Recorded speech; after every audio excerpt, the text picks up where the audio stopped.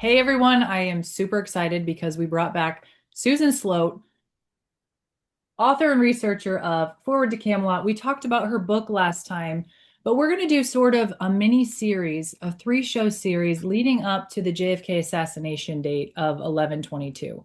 So today we're going to talk about some of the research she did for Camelot and elaborate a little bit more on our first show. Show two, we're going to do motivations for just speculative motivations for the assassination. And then show three, we want to answer questions that you have from show one and two. So while you're watching this show, be thinking of questions you have for Susan, put them in the comments, and then we'll kind of put them together. And then show three will be a Q&A of all the questions that we've gotten from show one and two. So, Susan, it's wonderful to have you back. Great to see you. I'm thrilled to be here. This is great. I could talk about this all day and all night, so can't wait. Can't wait.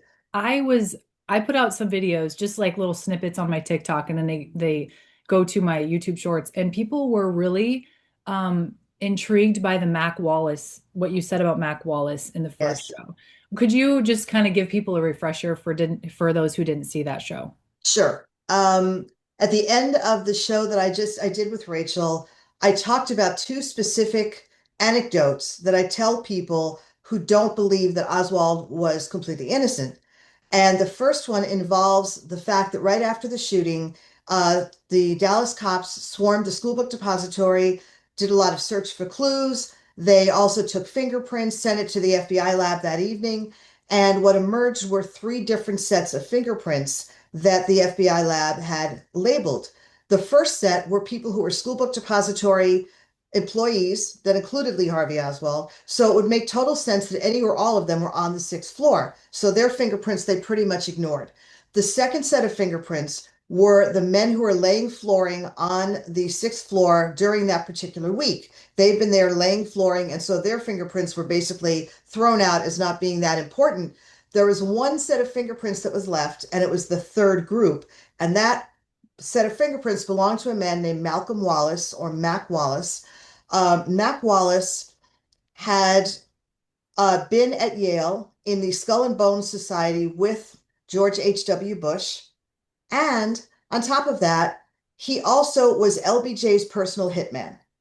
So if LBJ needed somebody rubbed out on his way up the political ladder, and yes, he did do this, he did, Mac Wallace would take care of it, was pretty much it. Now, he clearly, based on the fingerprints, was on the sixth floor of the school book depository on November 22nd, 1963. So I'm glad if people are intrigued because it's very interesting. He led a very interesting life altogether. Yeah.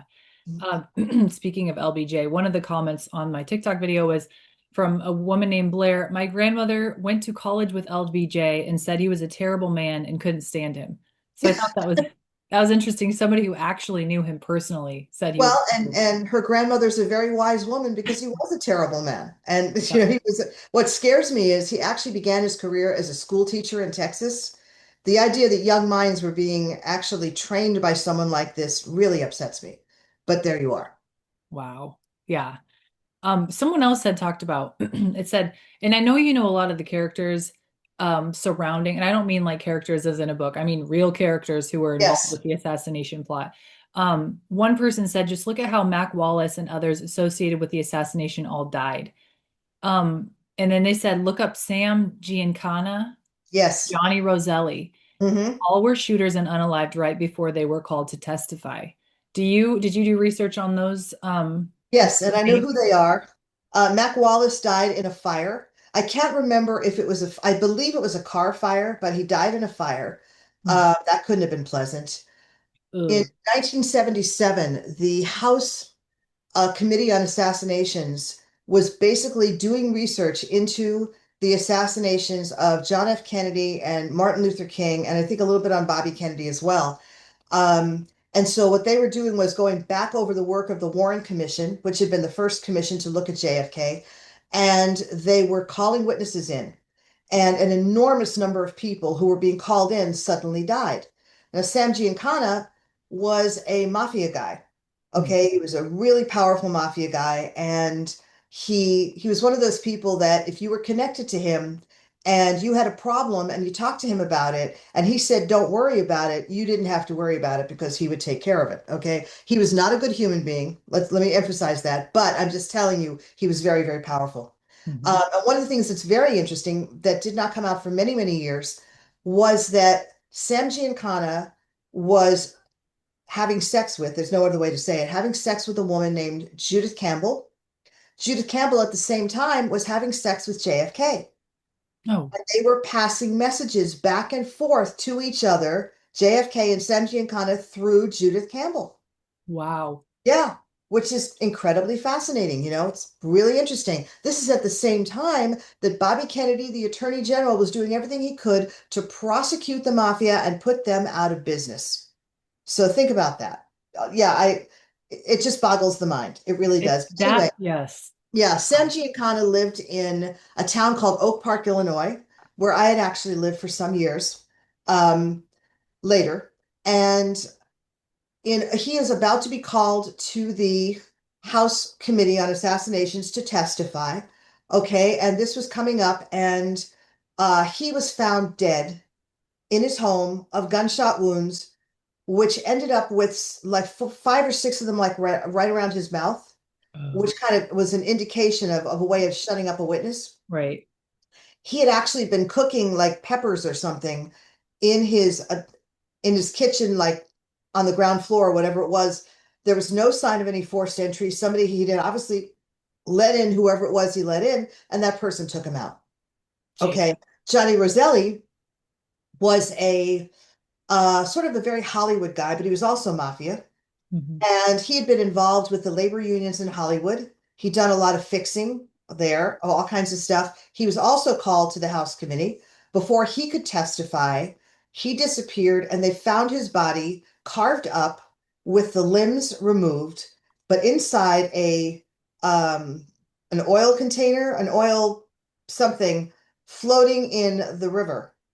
And God, where was this? I don't remember where it was. I want to say somewhere like New Orleans or something like that. But they found it there, and it was like I can only imagine what that looked like when they got it out. Oh, But the point was is that they were both taken out, and these were men who were used to being aware that there could be danger around them, and the fact that someone actually was able to reach them, what can you say?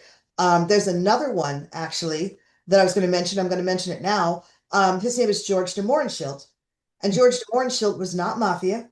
He was basically white Russian, meaning someone who had been involved, not been involved with, but had been a Tsar loyalist.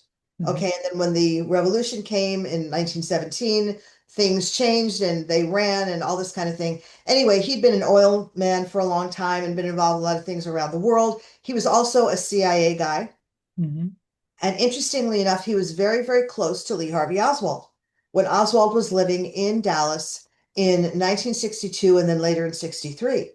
Demorenshield was, Jim Garrison, the DA in New Orleans, speculated that he was um, Lee Harvey Oswald's handler, the Oh, one who sort of kept him going and handed him assignments and all kinds of stuff.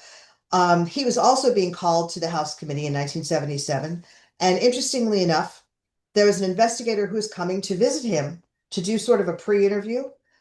And he arrived, and there was police presence, all kinds of stuff. George de Mohrenschildt had supposedly killed himself with a shotgun inside his own home. And the interesting thing about all of that was the best they could do was try to figure out when that happened. And that was based on the fact that he had agreed to tape, this is before VCRs, he was going to audio tape a um, a soap opera that his wife liked to watch. She was out and he was going to tape this for her so when she came back, she could watch this. This is 1963. This is before anybody thought about, mhm. trying to actually record this stuff and keep it and play it back. Anyway, point is they timed it based on the recording that they actually had because the recording was going on while he was in the process of killing himself or not killing himself, depending on how you look at it. But Mhm. let's just say it was an extremely fortunate circumstance that he wasn't there because he would have had a lot to say under oath to the committee. So, yeah, there were a lot of them. In fact, there were so many people who died in 1977 who had material information about the Kennedy assassination. I think a mathematician in England somewhere did like a little probability thing on this number of people dying connected to this event and what would be the odds of their dying naturally. And they were like, in the billions to one. I mean, it was just so crazy because so many of them, I think there was something like 20 that died during that period of time. Again, because they're raking it all up again, and the powers that be had to know that they couldn't get away with a coup if these people had the chance to speak out, so they wouldn't let them speak out. It's pretty Right. much it. And you Yeah. just brought up another comment that someone wrote. They said, sounds like LBJ was a mentor for the Clintons. Char- My God. I'm sure Bill was sitting at his feet, learning his lessons, terrible. Yeah, and what's interesting, and I was thinking about this today, it's so important to realize that even though the JFK assassination is the mother of all conspiracy theories, there's no question about that. It was not the first. It will not be the last, and it is connected to everything. And that is what's really important.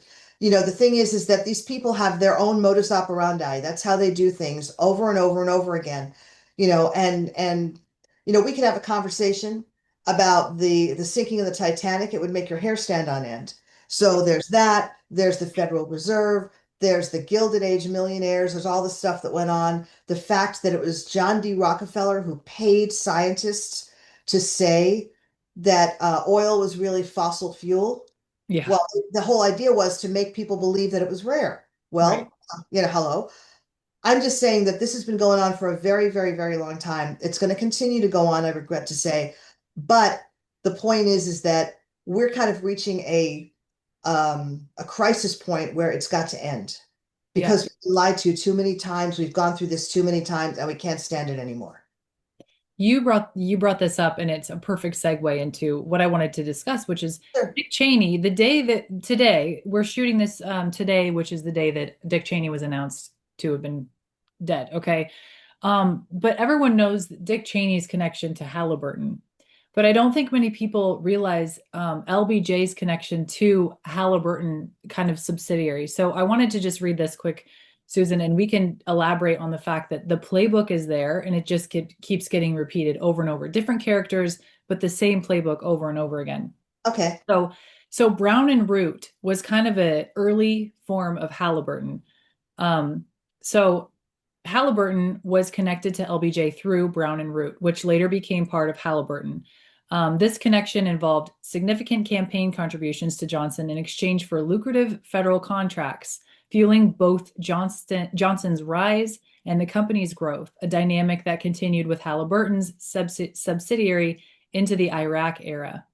So during World War II, Brown and Root, which is an early form of Haliburton, built naval air stations and shipbuilding facilities for the US government. The company reportedly profited greatly from government contracts in Vietnam due to its close ties to President Johnson. True. Does that sound like? The Well, financial support from Brown and Root was crucial for Johnson's victory in the controversial 1948 US Senate election, a turning point that eventually led to the presidency. So it is 100% the same playbook over and over again, different of characters. course. Of course, they're not going to get original. Why should they? They've already had so much profit from what they've done in the past. Right. Exactly. So, and that's one of the things. This stuff has to end. The good news for our side is that we know how they operate, and if we know how they operate, it's a lot easier to stop it than if we don't know. So that's kind of important. I thought it was interesting back after 9/11 happened. I watched the Michael Moore documentary on 9/11, and at that time, um, I was in college, so I think I was still a Democrat then. So I really didn't like George Bush back then. And watching the Michael Moore film, the stuff that he said made sense. And it's interesting, it still makes sense today, even though I'm a Republican and a conservative. So it's interesting how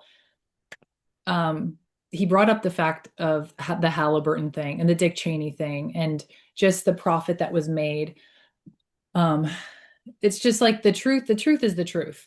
So it shouldn't matter right or left. The truth is the truth, and you should form your opinions based on that. But I think a lot of people, unfortunately, um, do it the opposite way. They think, well, what am I supposed to think? Because I'm Right. X, Y, and Z, rather than looking at the facts and thinking, that's not really right. Why did that happen? Well, and you know something, there's a precedent for that as well, and that goes back to when I started looking into 9/11, and I didn't do it particularly because I was that interested in looking into it, but a lot of other people I knew had formed groups like architects and engineers for 9/11 Truth and airline pilots for 9/11 Truth, and they had looked into a lot of this, so I knew that something was there. Hmm. Then I sort of accidentally saw something, and I turned to a friend of mine who's an engineer, and I said, "Look, I don't really understand this stuff, but you know better than I do, and you're going to understand it better. So why don't you watch it?" Well, I showed it to him and he got hooked too Yeah. and started spending weeks going through stuff and watching stuff and whatever. And what it really came down to was that 9/11, the point of 9/11 was to create a Pearl Harbor like experience that would make Americans so furious that they would be willing to go to war. That was the point. Now, here's one of the things that's very interesting is there is some thought, and I haven't done enough research to be able to speak authoritatively, but I'm going to put it out there. There is some thought that FDR knew that there was going to be an attack on Pearl Harbor. And if he knew and he allowed this to happen, there are not bad enough words in my vocabulary for what to call him. Right. It's so horrific. But the truth is that back then, you know, even my grandparents adored FDR, thought he was wonderful, and they were Republican voting people. You know, they were fairly conservative, but they thought he was just amazing and wonderful, and they trusted him. And you know, those were back in the days when you could trust a chief executive. You know, it's we have lost so much with everything that's happened with that, with Watergate, with I mean, just one thing after another our trust in our political leaders has eroded so far, and our connection to them has eroded so far. Hmm. And right now, I think Trump is making an effort to restore that, you know, and that is just huge when you think about it. I mean, last night, was it last night? No, like Sunday, there was a story about Scott Adams Hmm. saying he was going to reach out to the president because he Yes. needed help. Answer. Yeah. And that day, people started reaching out to him in enormous numbers saying, "What do you need? How can I help? What can I do?" And whatever he needed has gotten done. And that's huge.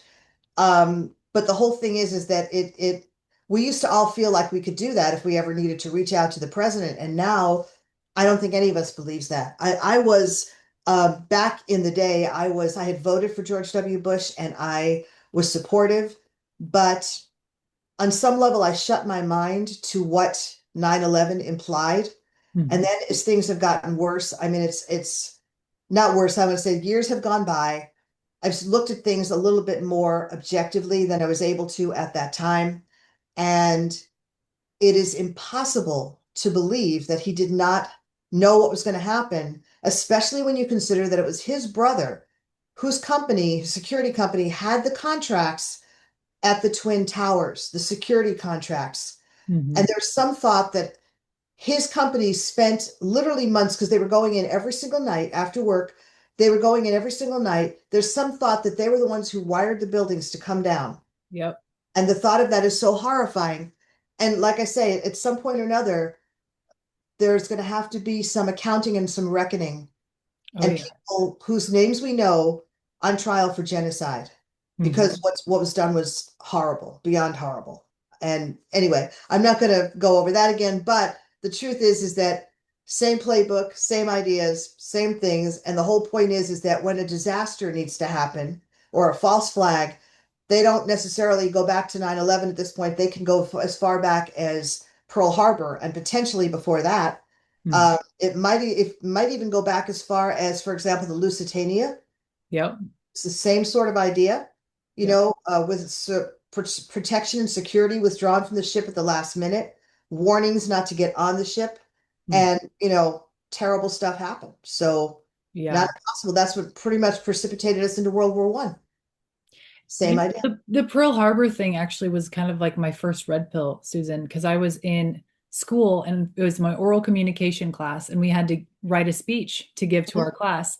And Okay. I've been to Pearl Harbor once at that point, but I've been there twice in my life to the Pearl Harbor Memorial. So I was like, well, I'll just do it. I've got pictures that I can use to show people. So I'll do it on Pearl Harbor. And I'm telling you, when I did my research in college, I was not expecting to be red pilled. But my speech turned into a conspiracy theorist, you know, Wet I dream. don't know. Yeah, Yeah. it was just like it was all talking about how they knew he knew they wanted us to go into war, and everybody was just sitting there like Oh my gosh. that was my first red pill. So it's funny you brought up Pearl Harbor. And then yeah, like you said, 9/11 happens and other Same things. playbook. That was a big one for me too. That was That 2012, December. I'll never forget. I dug into that. And as soon as I would watch a video, the next day it would be taken off YouTube. And I'm thinking, okay, why would they take this stuff off? So it's crazy. So yes, they definitely use the same playbook over and over and over again. And I think obviously the Kennedy boys were not fond of this establishment play, the way that they were trying to be this shadow government and telling people what to do.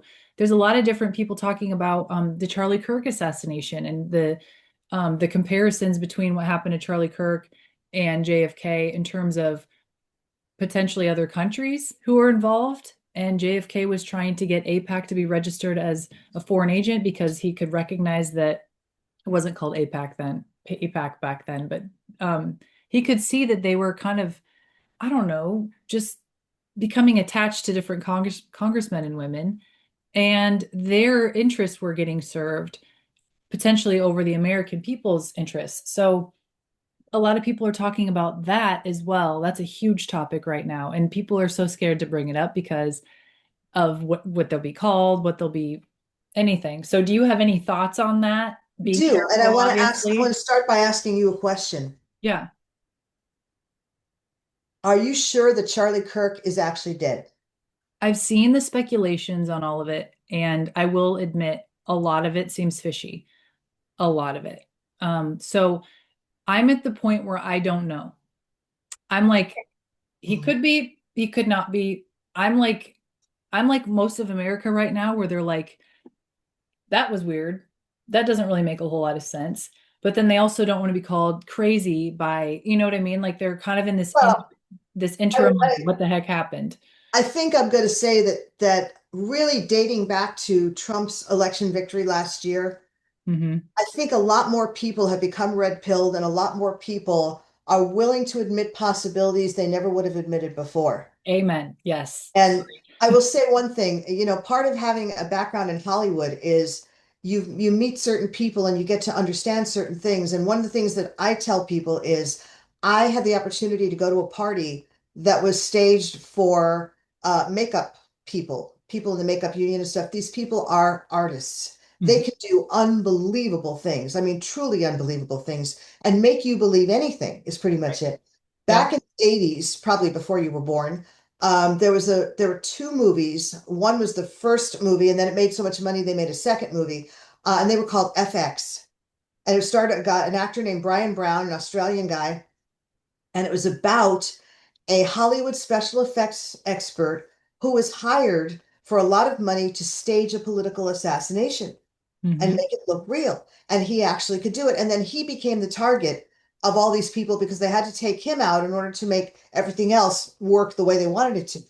Right. So because he had such a background in special effects, he found a way to evade them. Anyway, um, point that I'm making here is that um, there are so many things about the Charlie Kirk event that are distressing and don't seem to have answers. I Hmm. mean, one of the things that's really interesting is there was this spurt of blood, right? This big spurt of blood, right? Except, except the one shot was actually an entrance wound, Hmm. and the exit wound should have come out the back of his neck, and blood should have spattered behind him. There was like a cloth or not a cloth, but you know what I mean, thin Yeah. strips Yeah. behind, Yep. right, in the tent, and that should have been splattered with his blood. I mean, it should have been Yep. just an absolute mess. Hmm. Then they picked up his body and they're taking him, rushing him into an SUV so they can get him to the hospital. And they're running and they're running and they're running. And we know he's still alive because the doctor at the hospital said his heart was still pumping when he got there, but Hmm. there's no blood on the ground. There's no blood. There's Right. like this little packet of something, and there's no blood. that part really bothered me, and the fact that you had a bullet wound that was a wound of entrance, there's no exit, the fact that they're calling it a 30.06 bullet, which would have taken his neck off, if not his head, when Right. you think about it. Um, and the fact that if you actually go to the place where the shooter was supposed to have been, Hmm. and you look into the area where Charlie was supposedly sitting, where he was actually sitting, Hmm. you couldn't actually see him from where you were. So it's Wow. virtually impossible for the shooter to have been able to take a clear shot at him because there was no way to tell where I mean, they probably could have seen shadows, is what I think I mean. But the Yeah. point is that one of the sides of the tent would have prevented them from seeing and being able to actually get a beat on him, is pretty Right. much it. So I go back to when I think about this and I think, okay, well, was that staged? Okay, if it was staged, what are they trying to reveal with this to the general public? And I feel like this could be the big reveal for what I was just talking about Mhm. with which what happened with JFK, which was a lot of people speculate because wasn't the depository, wasn't it owned by someone from that country? From what country? Israel. Oh, um, I know I read about who owned the depository. It was a relatively new business in the particular building that it was in. Yeah. So even though they called it the Texas School Book Depository Building, it had Mhm. only been there for a few years. That's my understanding. I don't know a whole lot more about that. I do know about, is it Larry Silverstein? Is that the right name? From 9/11, the guy who actually Yes. bought the Twin Towers. Yep. The hard part being that he insured them for this enormous amount of money and then they paid out. And in Hmm. fact, I think he may actually have been able to insure them without ever paying an insurance premium and Hmm. still got this enormous payout right afterwards. Right. I mean, the first thing you do is you trace the money, you Exactly. really do. And the other thing, though, is going back to Charlie Kirk for just a second, Hmm. and we're getting into some extremely interesting areas here.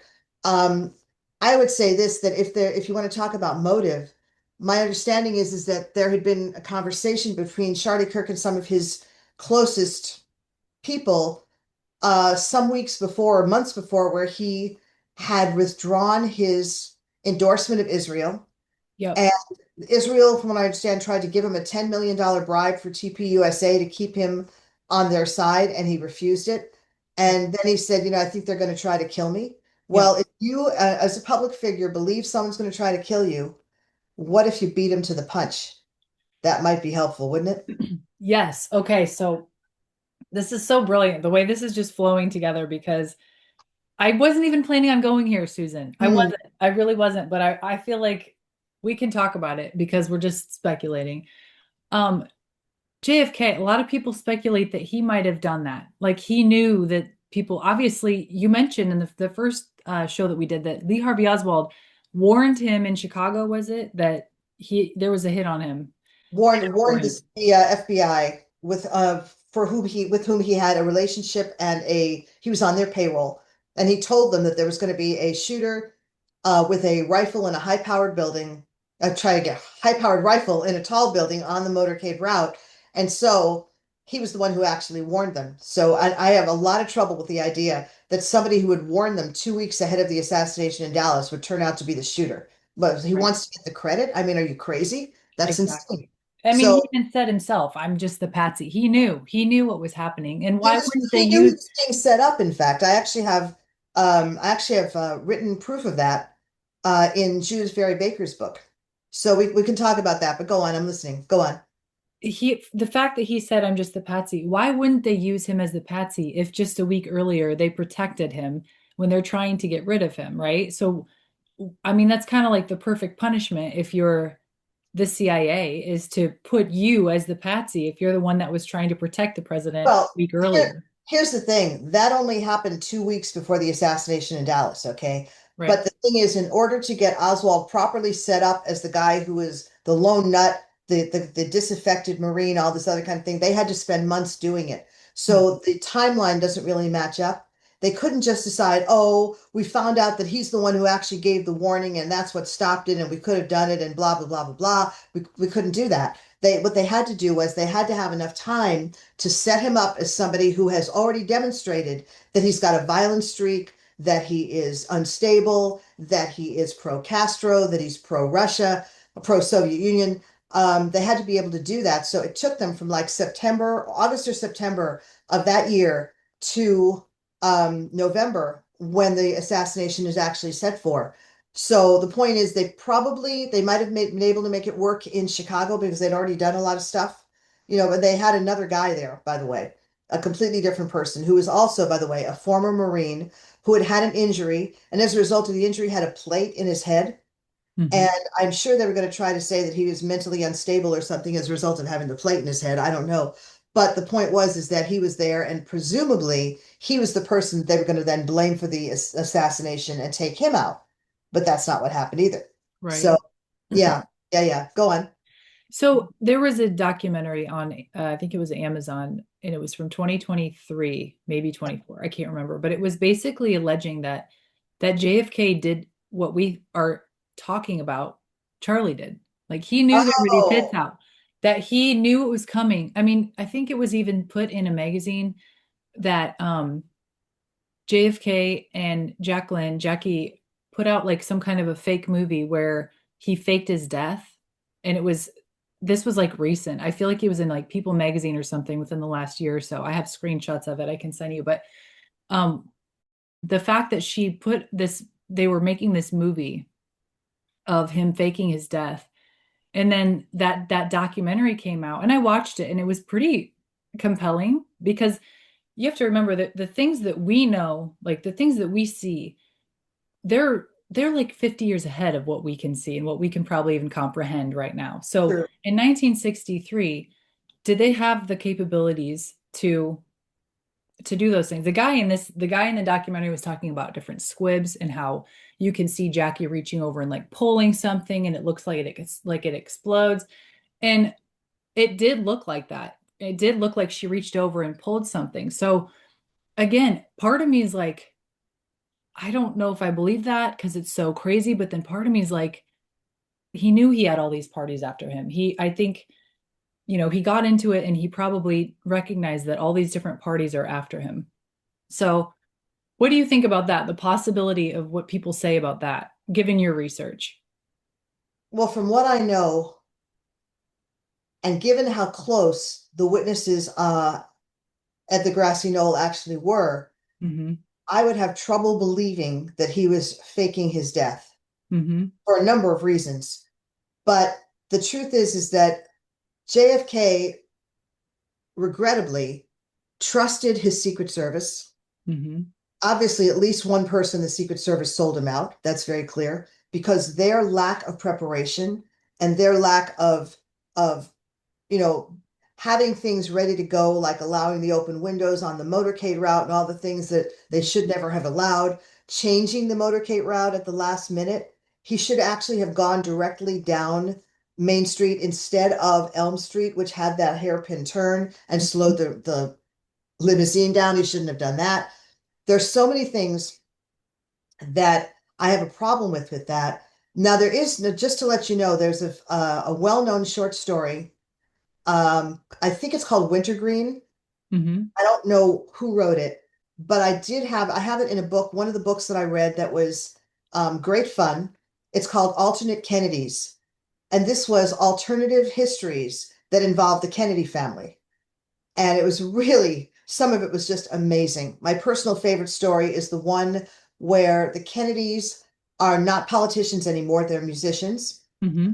And they have been hired to play at the inaugural ball of the brand new president, Elvis Presley. And they're very excited about this. Jack is on bass, and I think Bobby's on drums. And all of a sudden, there's an assassination attempt on the new president by two crazed outsiders, Mick Jagger and Maggie Thatcher. And JFK runs forward and foils the whole plot by smashing them with his guitar, and that's pretty much it. But that was great fun. But the story Wintergreen is a story told in the first person by a man who has been grievously wounded, Hmm. and as a result of that, has his memory is very sort of not available to him in many ways. He has obviously certain mental processes are no longer functioning the way they should. He is physically damaged, but he says there is a woman who comes to visit him fairly regularly. She's very beautiful, and he loves it when she comes to visit. And she comes and she'll cry a lot of the time, spending time with him, she'll cry. And it's really about the whole idea really is it's the idea of JFK is surviving the assassination. Now, I have heard a number of truly weird things about that, Hmm. including the fact that JFK, according to the people that say this, that JFK lived till around 2019 or 2020, that he Hmm. survived the assassination, worked his way back with what he had going, and never allowed anyone to know that he was still available or there. And that it's at a Trump rally some years ago, Trump Yes, saw him and acknowledged him. I'm sure you saw that I the saw video. that picture. Yep. Yeah. And the thing is, I don't know that I would accept that that was actually JFK, Hmm. but it's an intriguing thing to think about. I just do not believe that what he actually said the morning of his own assassination, he said, because they were talking about the fact that Dallas was a dangerous city for him. And Hmm. he said, anyone can actually take a shot at me if they're willing to trade their lives for mine. Hmm. And this is before he got, before he flew from Fort Worth to Dallas, and Hmm. he was pretty philosophical about it. It's like they could, but he didn't believe. And he said during his administration, in planning meetings with his cabinet, he said, "I'm not going to die in office. So Hmm. Lyndon Johnson's never going to get a chance to become president." Basically, he was thinking about the fact that he was so young, Right. and now he wasn't thinking about how ill he was. He was very ill, and he was in pain every single day of his life. And he never once complained about it, which is pretty amazing when you think about it. But he truly believed that he would be able to finish out an 8-year excuse me, 8-year presidency, forgive me, um, and that he would come through it all right. Hmm. Just, there was a small problem with this bullet in Dealey Plaza. That was the problem. Right. I know. Yeah. I saw another documentary. This was like years ago, where they Hmm. talked about the body being switched out, Heard that too. like where like he was dressed differently, and then we hear about the detective that was shot that day, who everybody his nickname was JFK because he looked so much like JFK. Well, have you It seen is. photos of him? What was that? Have you seen photos of the police officer who was shot, J.D. Tippit? Yes, and I wouldn't say he's a dead ringer for JFK. He I looks wouldn't kind of either. similar, but I mean not, he's definitely not like a perfect match. So I don't know, there's just so many different things. You I'm do know, by the way, that J.D. Tippett appeared as a character in Forward to Camelot, right? yes, I Okay. did. The main thing Quick really is plug for the book. he never actually looked enough like JFK that anybody should have said anything about it. Maybe in a certain light, in a certain angle kind of thing, but Mhm. never one of those people who had such a resemblance that you would remark on it. Not from Right. my point of view. Yeah. How did Also, and this is important, I checked the news organizations. J.D. Tippett, when he was buried, had an open no, sorry, had a closed, sorry, try again, had an open casket, and his police friends were all there, and not one person remarked on the fact, gee, it doesn't look like him. Mhm. Everybody was there, and as far as they were concerned, that was the guy that they were burying. So And how did he die again? I can't he was remember. shot. He He was was shot. shot the same day. He was shot within like half an hour after JFK was shot, and that was what made them decide to go after Oswald because they Okay. believed on the basis of a lot of really bad information that Oswald might have been the person who did it, and they picked him up within like an hour or so after that. Hmm. So he was basically originally indicted for the murder of J.D. Tippett, and then a few hours later he was indicted for the murder of the president. Hmm. So This yeah. doesn't make any sense. Like, why would he go and assassinate a president, and then while he's on the run and supposedly, trying to run and you wouldn't go kill somebody else. You'd go straight to hiding. You'd get Well, the and, heck and out the of interesting Dodge. thing about all of that is that there was another plot going on at the same time in Dallas on the same day, and it was intended to be a counterplot. And this is where things get very, very interesting. This only came out a few years ago that Oswald and probably Tippett and some other people were involved in a plot to try to stop Kennedy from being assassinated in Dallas. Hmm. That was their purpose. And that was part of the reason that Oswald was actually at the school book depository, was so that he could do whatever he needed to do when obviously things went haywire and it didn't work out the way it was supposed to. Interestingly enough, he did not shoot Tippet, clearly, but he was being blamed for the fact that Tippet was shot, and Tippet had to be taken out to stop him, I suppose, from anything he might do to either help Oswald escape, which is a possibility, um, or reveal the plot to someone else. Is pretty much it. So he was like the first casualty after JFK was shot in Dealey Plaza. He was the first casualty of the conspiracy that got taken out. It's pretty much it. So do you I think we'll ever know for sure what really happened or At this point, I'm not sure that we will because so many people who had pieces of the story are already gone. Mhm. And the people who had the biggest pieces, of course, were the people on the other side, the ones who actually were plotting it and doing it and all this other kind of thing. I have always been sorry that when I was in college, I was at the University of Southern California, and there was actually a debate between Mark Lane, who is the New York lawyer who first challenged the Warren Commission report and wrote a book called Rush to Judgment, which became a bestseller. Mhm. He was on the USC campus, and David Atlee Phillips, who is the CIA guy for the Western Hemisphere, was on the USC campus, and they had a debate Mhm. about the Kennedy assassination. Now, the interesting thing about all of that is David Atlee Phillips was actually the model for me for Don Kyler in Forward to Camelot. Mhm. He was exactly the kind of person that, is when I knew that we were going to think of him as the person who had planned the whole thing, and he certainly was in a position where he could possibly have done some of that. The main thing really is that he had the right personality for the kind of person that Don Kyler was going to be. And so we gave Don Kyler all of his characteristics. The fact that he had an acting background, the fact that he always joined theater groups wherever he was posted, loved it, did things like Shakespeare, was always on stage, um, and begged his brother's forgiveness on his deathbed for what he had done. And his brother refused to forgive him. Hmm. It's like, I was involved with this whole JFK thing. Well, no, you're not getting my forgiveness. Hope God forgives you, but it's not going to be me. So, yeah, I don't even know where we were. I just know that this is all a very fascinating conversation. So, where were we and what was I supposed to be? We were just talking about we were talking about different, speculations that are out there, different rumors and conspiracy theories. Because it's been since 1963. I've learned that when you leave someone alone with their thoughts, they'll come up with they'll come up with the most creative and elaborate story rather than just if you just answer them and tell them this is what happened, then it just is done. So Americans in the whole world really have had since 1963 to speculate and hear different perspectives and watch this video and try to come up with some kind of answer or truth from it. And it's I'll just tell you hard. this. I don't think that Americans are so far off Mhm. on what we know about the Kennedy assassination in terms of somebody making it up and saying, I think it happened this way. Now, we've certainly had enough people come forward over the years Yeah. that have said that they were involved with the assassination or they were shooters or they were whatever. Hmm. And I've never found enough evidence from any single person to be able to say, okay, I really believe that he did it.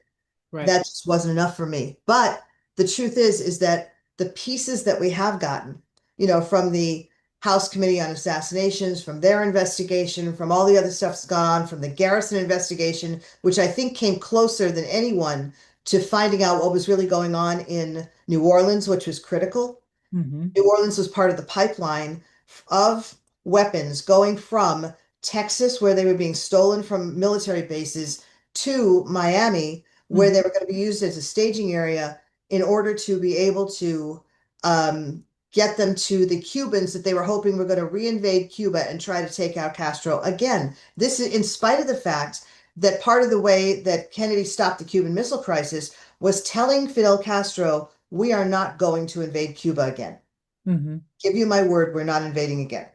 So, And it's interesting too because the weekend of the assassination, LBJ is just barely a new president. All kinds of stuff is happening. It's totally chaotic. He has a meeting with his top advisors, and Hmm. he says to them, "We're not going into Cuba." And I don't think he said that because, he was so concerned about, keeping JFK's word or anything like that. He just decided, no, we're not going to do this. Right. And this was a huge blow to the CIA people who had actually worked with the anti-Castro Cubans for years, who really wanted to get rid of Castro and probably had very good reason to do that. Right. They were violent. A lot of them had lost family members and whatever, and they wanted revenge. And the fact that Fidel Castro kept hold of Cuba for years and years and years is, from my point of view, not a good thing. It wasn't. I very seldom celebrate anyone's death, but I was really happy to hear when he died in 2016. This made me very happy. It Yeah. was great. But yeah, so definitely, yeah. I I have one more this was a comment on the TikTok video. I have one more comment and then we can discuss next. So we'll talk about next what's coming in next episode. So if anybody has Sure. any questions from this episode or wants Susan or I to clarify anything or points, by all means, we're not saying that we have all the answers, like we know for sure this is what happened. We're just talking, we're just speculating. So nobody come at us in the comments and freak out. Um, Here's a comment though. Someone said, um, what really happened was the drive. I've heard this so many times too. What really happened was the driver of the limousine, if you watch the video, reaches around with his left arm and shoots Kennedy in the head. Um, I've heard that several times. It's hard to make out in the video that happening, but a lot of people, it's weird. You have different camps of people that believe different things of who the shooter was. Have you noticed that in this? Where it's like, nope, this person's 100% sure that it was the driver. This person said that it came from a drain. This person said it came from here. So what do you think about the driver theory? I have never believed it, not once. It's very pat. Hmm. And, my own feeling is the treachery of the Secret Service is something that the Secret Service did, obviously, without having to be out in the open and show it, is pretty much it. I don't believe that for 1 second. I've tried to convince people that Jackie shot him. Yeah. Argued with her about her clothes allowance, and she just killed him right there. And, but nobody's believed me for that any more than I believe the driver theory because it's nonsense. It's impossible. Now, here's the thing. William Greer, who was the driver, Hmm. was the oldest Secret Service man on the detail that day. He was 54 years old. He Yeah. probably shouldn't have been driving the limo. Hmm. Probably there should have been somebody else who had faster reflexes, who was available to drive, and basically to this day, I don't understand how they avoided crashing into the people ahead of them because the people ahead of them involved like Jesse Curry, who was the chief of police for Dallas and that kind of thing. And they were in cars ahead of JFK. And my own feeling is I would have, pushed the accelerator as fast as I possibly could and gotten out of there no matter who I hit in the meanwhile and gotten, to the hospital as quickly as I could. And there's never been any indication that anyone was doing anything to try to help that happen. They weren't pulling over. I'm not really sure what was going on Hmm. ahead of his car. But the truth of the matter is that a Dallas reporter was reporting from under the overpass where there were people waiting, and he was expecting to see him waving and smiling. And what he saw was a guy slumped over with blood everywhere. And obviously, he was saying, "Hey, this is whatever's happening here is very bad." Yeah. But there was no indication that anything had changed in terms of the configuration of the motorcade. And I would have thought that he would have, if I were Curry, not Curry, if I were William Greer, I would have slammed my foot on the accelerator. And it was a very heavy car anyway, because it was plated with heavy metal. So the truth is that it would have taken a couple of seconds to get it going, but then you could have gotten on there and just gone like crazy. Hmm. Really could have. And by that time, of course, Clint Hill, who was Jackie's Yep. personal protection officer, had jumped on the car, pushed her down, and was on top of her and the president, all the way to Parkland. And she would not let them get out of the car. She was so upset. And he was like, Mrs. Clinton, Miss Kennedy, we've got to do this. He's got to go in. We've got to have the doctor see him. And she's like, no, he's dead. I know he is. Just leave him alone. And he understood that she was upset because the condition of his head was so awful. So he took off his own coat and put it over the president's head. And that's when she let him take the president and put him on a gurney and rush him inside. Yeah. So we forget that there were such sensibilities back then, that Right. people had a deeper sense of what was proper and what was real and what was necessary, So um that part is we've dropped a lot of these little niceties over the years because on some level we couldn't afford them. Mhm. But she had that, and she did not want the world to see her husband with a bloody head. And Right. that's why she held on to him. And of course, she was already grieving and in anguish and, whatever. She said later, I'm so glad I was here. What if I hadn't been? And this is a woman who'd lost a baby 2 months before. So just imagine what that felt like. I mean, God, what a year. Yeah. An awful time for her. Well, Susan, I think our first episode was very interesting. We see when Susan and I do these shows, we have like a few questions laid out, but we really don't know where we're going to We're end the going, conversation, exactly. which is my favorite type of conversation where there's no rules. It just kind of meanders anywhere it wants to go. So, Susan, anything you want to finish out the show with before we finish this show, and then we'll talk briefly about show number two. Of course. Yeah, there's one thing I'd like to remind people, and I started the episode by saying this, but I'd like to finish the episode by saying it. Just remember that the JFK assassination, as big as it was, as much as it involved with thousands of details and hundreds of people, be aware that it's only one piece of the matrix that we're living in, and that things like that had happened before at a different level. They're going to happen again. And we've discussed some of the ways that they have happened with Charlie Kirk and 9/11 and Pearl Harbor. All of those things were part of the same timeline of history that we've lived through. So be aware that as much as the JFK assassination gets an enormous and inordinate amount of attention, it's not the only one. And just be aware and think about the things that happened before and after that you might be able to attribute some of this to. In fact, one we didn't mention today was Princess Diana. We're talking about faking your death and disappearing. I have heard that she had faked her death and disappeared. Mhm. And none of that would surprise me, to be honest with you. Mhm. But that's what I wanted to end with. And I got to tell you, I love our conversations, Rachel. They are so much fun. I always learn something I haven't learned before, and it is so wonderful to just get into the rabbit hole with you and just go through all that. It's wonderful. Well, I love having you on, Susan. And so next week, guys, we're going to talk about possible motivations for the assassination. I know we probably went into a little bit, we dabbled in it today, but we'll take a deeper look into that. Um, and then today we went through research for Susan's book, Forward to Camelot. Susan, hold up your copy. That's the Yes, new copy. this is the brand new cover that I just put on it. So hopefully people will enjoy it. Yes, But I yes, enjoyed it. It was a wonderful book. And like you said, there's a lot of time travel books about JFK, but this is the only one that I've read where Lee Harvey Oswald was not the perpetrator. He actually tried to save him. So that's a very interesting take on it. And right there alone, I didn't give it away, guys, because it says it on the back of the book. So I didn't give away too much. where were you the day Kennedy was saved? Yes. Yes. So we'll talk about motivations for the assassination, just a potential. And then week three, we'll talk about Q&As for Susan. So what happened, what really happened. And then Susan mentioned the Bobby Hargis. Am I saying that right? Hargis Yes. story. So Yes. that's for week three. So if you have any questions, speak now or forever hold your peace. So you have 2 weeks to ask as many questions as you want. We'll go through them in week three. But this concludes episode one of our three-part series leading up to the JFK assassination anniversary. Susan, it was wonderful to have you back on, and I loved it. we'll see you all next week. Definitely. Bye, guys.